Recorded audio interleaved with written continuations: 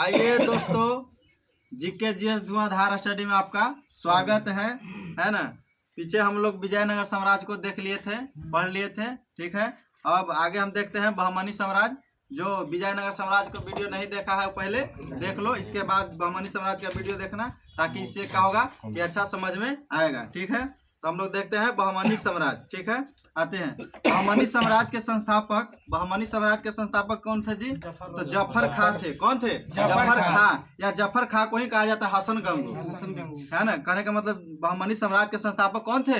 जफर खां। हसन, हाँ, पहले में जफर खां को ही कहा जाता है हसन गंगू। क्या कहा जाता है? हसन गंगू। और हसन गंगू ही ने अपना अलाउद्दीन हसन बहमन शाह के नाम पर क्या किए थे? तो सिंहासन पर बैठे थे। किस नाम पर बैठे थे? तो अलाउद्दीन हसन बहमन शाह के नाम पर कहाँ बैठे थे? तो गद्दी पर, सिंहासन पर बैठे थे। इन्होंने अपनी राजधानी कहाँ बनाया था? तो गुलबर्गा को बनाया था। किसको राजधानी बनाया था? गुलबर्गा को राजधानी बनाया था, ठीक ना। आगे बात किया जाए तो बरार से कृष्णा नदी तक बहमनी का क्या था? तो विस्तार था। बरार से लेकर कृष्णा नदी तक के बीच के दूरी में क्या था? तो बहमनी का क्या था?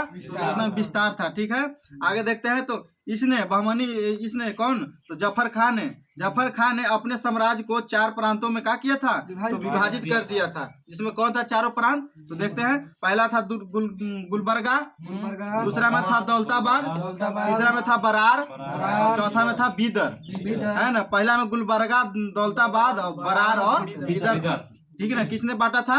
तो अलाउद्दीन हसन बहमन शाह ने, यानी अलाउद्दीन बहमन हसन खां कहो या जफर खां कहो या हसन गंगू, तीनों का क्या नाम है? एक ही नाम है, जो बहमनी साम्राज्य का स्थापना किया था, ठीक है। आगे देखते हैं तो इसने हिंदू शासकों को भी क्या किया था? तो पद और जागीर दिया था। क्या दिया था? पद और जागीर दिया था। और हिंदुओं से क्या किया था? तो जजिया कर नहीं लेता था। क्या नहीं लेता था? तो जजिया कर नहीं लेता था। किसने? तो हसन गंगू ने नहीं लेता था, ठीक ना। आगे बात किया जाए तो हसन गंगू के फिर मृत्यु हो गया था। कब हो गया था मृत्यु? तो 11 फरवरी 1358 में, 11 फरवरी 1358 ईस्वी में क्या हो गया था? मृत्यु हो गया था। फिर उसी का पुत्र जिसका क्या नाम था? तो मोहम्मद शाह प्रथम फिर अगला शासक बना। मोहम्मद शाह का पिता का क्या नाम था? तो हसन गंगू, है ना। हसन गंगू का ही बेटा था ये मोहम्मद शाह प्रथम। फिर इसी ने गद्दी पर बैठा था, ठीक ना। अब बात किया जाए तो मोहम्मद शाह प्रथम का शासन काल की बात किया जाए तो 1358 से लेकर 1375 तक रहा था। 1358 से लेकर 1375 तक किसका शासन काल रहा था? तो मोहम्मद शाह प्रथम का रहा था, ठीक ना। इसके समय में विजयनगर से युद्ध के क्रम में पहली बार क्या किया गया था?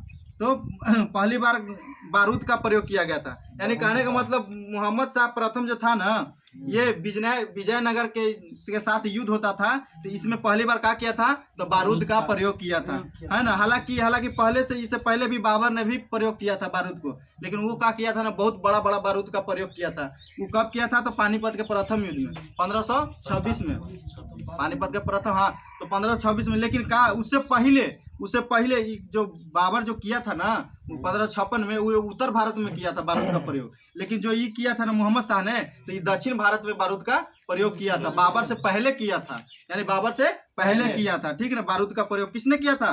तो मोहम्मद शाह प्रथम ने किया था, ठीक ना। किसके विरुद्ध में? तो विजयनगर से युद्ध होता था ना, उसके विरुद्ध में, ठीक है। और उस विजयनगर का शासक था कौन? तो बुक्का प्रथम के विरुद्ध में हो रहा था।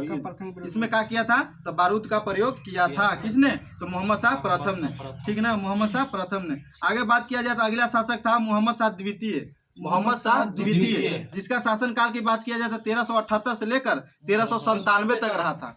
मोहम्मद शाह द्वितीय का कार्यकाल कब से कब तक रहा था? 1378 से लेकर 1397 तक रहा था। मोहम्मद शाह द्वितीय जो था ना, इसने शांतिपूर्ण नीति को अपनाया था।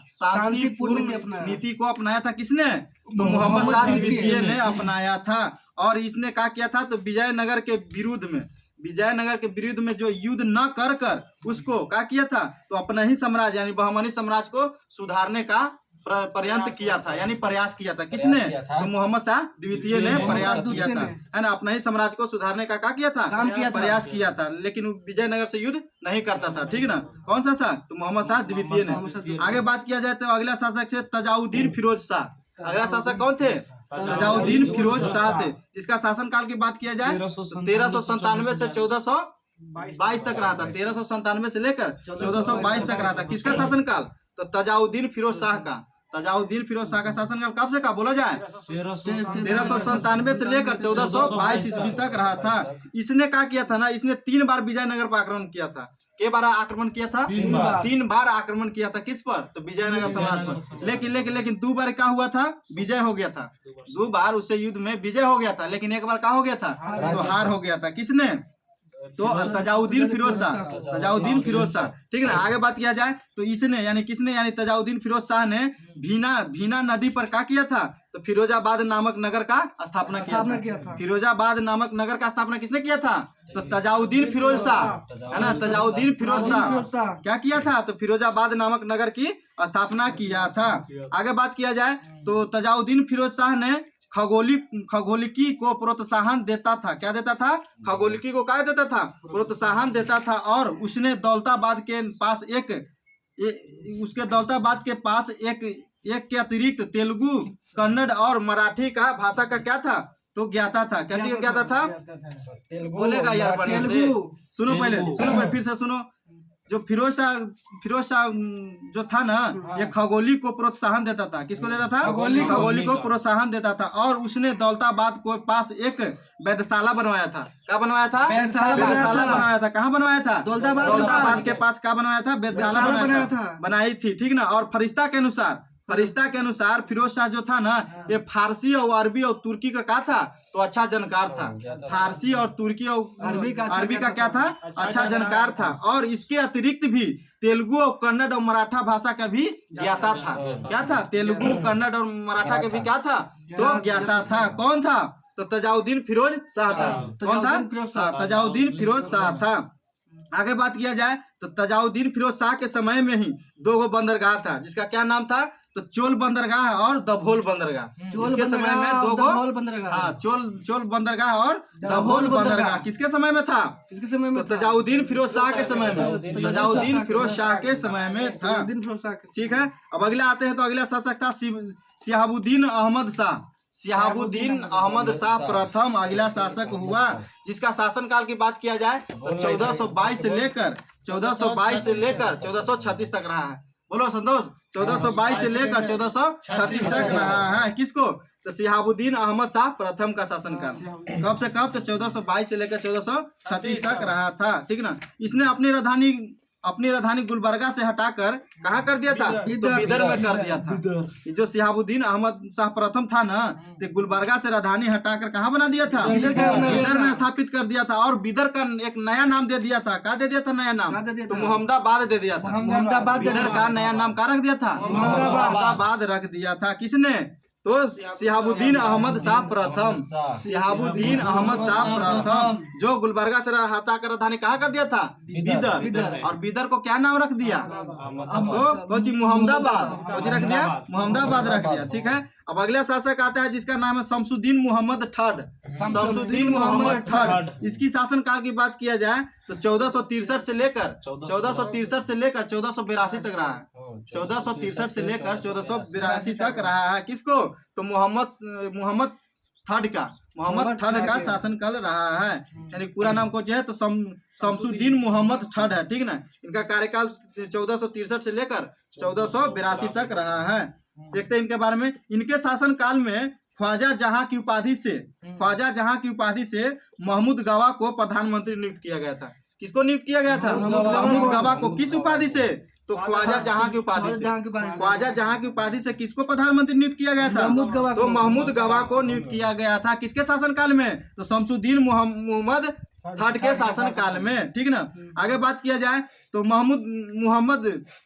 मोहम्मद थर्ड के आदेश पर 1482 ईस्वी में 70 वर्ष की अवस्था में महमूद गवा को फांसी दे दिया गया था। यानी कहने का मतलब कि महमूद गवा को फांसी कब दे दिया गया था? तो 1482 में, 1482 में। जो उस समय कितना एज था उनको? तो 70 वर्ष एज था। किसको? तो महमूद गवा को। ठीक ना। आगे बात किया जाए, महमूद गवा ने बीदर में एक महाविद्यालय की स्थापना किया था। महमूद गवा ने एक क्या किया था? तो मदरसा के, हाँ, महाविद्यालय का, यानी कहने का मतलब मदरसा की स्थापना किया था। किसने किया था? तो महमूद गवा ने किया था। बोले जाए ना, किसने किया था? महमूद गवा ने किया था। आगे बात किया जाए तो इसका भवन जो होता था तो 3 मंजिला था। कैसा था? 3 मंजिला था। इसमें कहा जाता है कि इसमें 1000 अध्यापक और विद्यार्थी रह सकते थे। 1000 अध्यापक और क्या रह सकते थे? तो विद्यार्थी रह सकते हैं। तो इसमें तो 3 मंजिला में, 3 मंजिला में 1000 अध्यापक और विद्यार्थी रह सकते थे। उन्हें भोजन और कपड़ा भी राज्य की ओर से मुक्त दिया जाता था।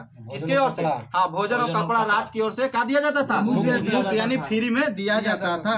ठीक ना। आगे बात किया जाए तो रियाजुल इंसान नाम से महमूद गवा के पत्रों का संग्रह किया गया था।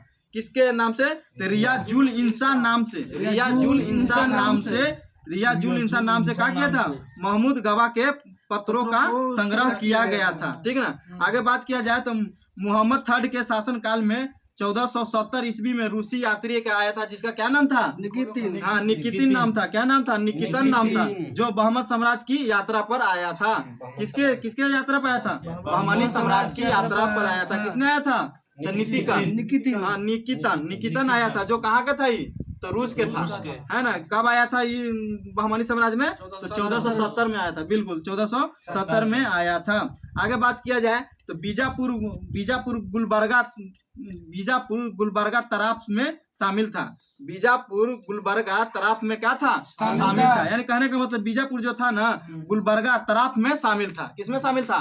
तराफ में शामिल था। ठीक ना। आगे बात किया जाए तो बहमनी साम्राज्य का अंतिम शासक की बात किया जाए ना, बहमनी साम्राज्य के अंतिम शासक की बात किया जाए तो कलीमुल्ला था।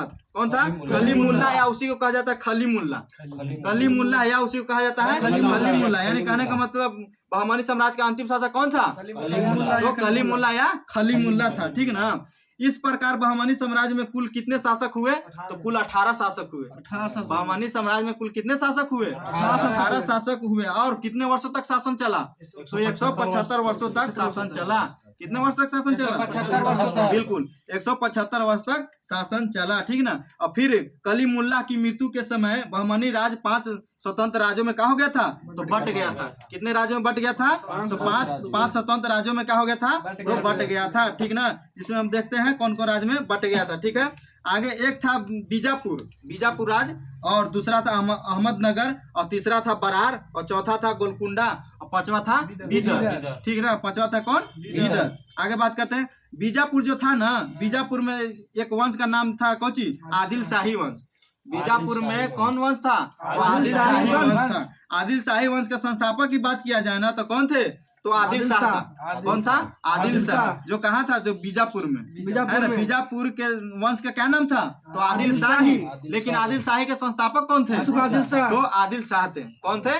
आदिल शाह। जो कब स्थापना किए थे? 1489 में किए थे। 1489 में किए थे। बीजापुर की बात किया जाए तो कहाँ पड़ता है? कौन स्टेट में? तो कर्नाटक में पड़ता है। कर्नाटक में बीजापुर कहाँ पड़ता है? तो कर्नाटक में पड़ता है। विकास इधर ध्यान दो, कहाँ पड़ता है बीजापुर? कर्नाटक में पड़ता है। ठीक है। आगे बात किया जाए तो अहमदनगर में एक वंश था जिसका नाम था निजाम शाही। अहमदनगर में एक वंश था जिसका नाम था क्या? निजाम शाही। जिसके संस्थापक कौन थे? मलिक अहमद ना। कौन थे? मलिक अहमद। जो कब किए थे स्थापना? 1490 में। 1490 में किए थे। लेकिन अहमदनगर कहाँ पड़ता है? कौन राज्य में? अहमदनगर गुजरात में, महाराष्ट्र में पड़ता है ना। अहमदाबाद गुजरात में पड़ता है। ठीक ना। अहमदनगर कहाँ? महाराष्ट्र में। ठीक ना। तो आगे बात करते हैं बरार की बात करते हैं। बरार में कौन सा वंश था? तो इमाद शाही वंश था। कौन सा वंश? तो इमाद शाही वंश था। इसके संस्थापक कौन थे? तो इमाद शाह थे। कौन थे? इमाद शाह थे। इसकी स्थापना कब किया गया था? तो 1490 में किया गया था। और बरार कहाँ पड़ता है? किस स्टेट में? ये भी महाराष्ट्र में पड़ता है। कहाँ पड़ता है? महाराष्ट्र में पड़ता है। लेकिन बीजापुर कर्नाटक में। ठीक ना। लेकिन अहमदनगर बोले तो महाराष्ट्र में, लेकिन अहमदाबाद बोले तो गुजरात में। ठीक ना। आगे बात किया जाए गोलकुंडा की बात किया जाए तो गोलकुंडा में एक वंश था कौची? कुतुब शाही। कौन सा वंश था? कुतुब शाही वंश के संस्थापक कौन थे? कुली कुतुब शाह थे। कौन थे? कुली कुतुब शाह थे, ठीक है ना। और ये कब स्थापना किए थे कुली कुतुब शाह में? तो 1512 में किए थे। और गोलकुंडा कहाँ पड़ता है, किस स्टेट में? तो गोलकुंडा पड़ता है तेलंगाना में। तेलंगाना में है जी, तेलंगाना में पड़ता है। आगे बात किया जाए तो बीदर में कौन सा वंश था? तो बरीद शाही वंश था। हाँ, बरीद शाही वंश था, जिसके संस्थापक कौन थे? तो अमीर अली बरीद थे। अमीर अली बरीद थे। किसके संस्थापक? तो बरीद शाही के संस्थापक। बरीद शाही के संस्थापक कौन थे? तो अमीर अली बरीद थे, जो कब स्थापना किए थे? तो 1526 में किए थे। कब किए थे जी? 1526 में किए थे। और बीदर भी कहाँ पड़ता है? कर्नाटक में। और बीजापुर कहाँ भी पड़ता है? भी कर्नाटक में। लेकिन अहमदनगर बोले तो महाराष्ट्र में, है ना। लेकिन बरार बोले तो महाराष्ट्र में। लेकिन गोलकुंडा बोले तो तेलंगाना में, है ना। गोलकुंडा बोले तो तेलंगाना में। फिर से सुन लो, ठीक है।